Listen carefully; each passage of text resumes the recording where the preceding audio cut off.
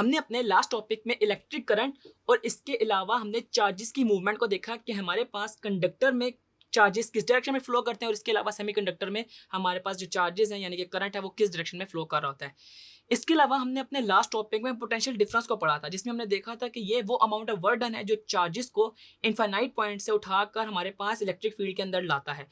अब एक्चुअल हमने जो टॉपिक नेक्स्ट स्टार्ट करने लगे इसमें हम करंट का और पोटेंशियल डिफरेंस का रिलेशन स्टडी करने जा रहे होंगे। और ये रिलेशन हमारे पास सबसे पहले स्टडी किया था एक साइंटिस्ट ओहम ने, तो इसी वजह से हमारे पास इस टॉपिक को नाम दिया गया है ओहम्स लॉ से।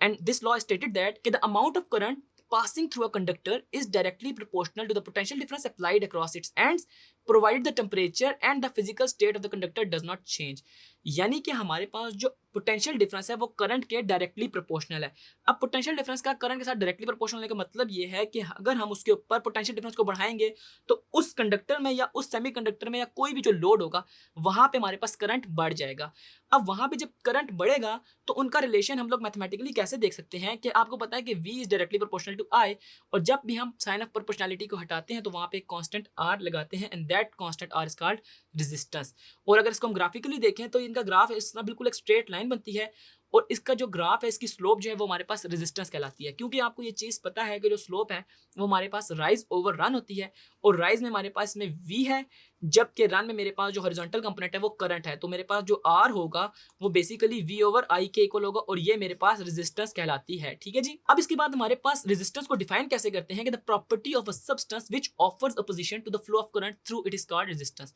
अब अगर हमारे पास जो करंट मूव करता है किसी कंडक्टर्स में या किसी सेमीकंडक्टर में तो उसको कुछ ना कुछ अपोजिशन ऑफर होती है उस सरफेस से, वो जो अपोजिशन होती है ना वो हमारे पास रेजिस्टेंस कहलाती है। ठीक है, और इसको हम मेजर करते हैं इन टर्म्स ऑफ ओहम्स। और ओहम को हम कैसे डिफाइन करते हैं कि when a potential difference of 1 volt is applied across its ends of a conductor and 1 ampere of the current pass through it then its resistance will be 1 ohm. यानी कि अगर हम एक 1 वोल्ट का पोटेंशियल डिफरेंस अप्लाई करें और उसके अंदर से 1 एम्पीयर करंट को फ्लो करवाएं तो हमारे पास जो टोटल रेजिस्टेंस होगी वो हमारे पास 1 ओहम कहलाएगी। ठीक है जी।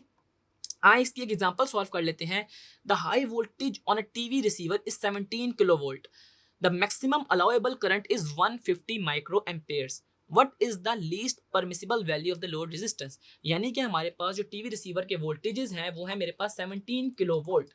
और हमारे पास मैक्सिमम अलाउएबल करंट जो है यानी कि जो I है वो है मेरे पास 150 माइक्रो एम्प्स। तो हमारे पास V और I गिवन है। कह रहा क्या है, what is the least permissible value of the load resistance, यानी कि हमने इसमें लोड रेजिस्टेंस की वैल्यू को फाइंड करना है। और आपको ओहम्स लॉ पता है कि V इज इक्वल टू मेरे पास I R होता है और अगर मैं यहाँ से R को फाइंड करना चाहूँ तो ये हो जाएगा V ओवर I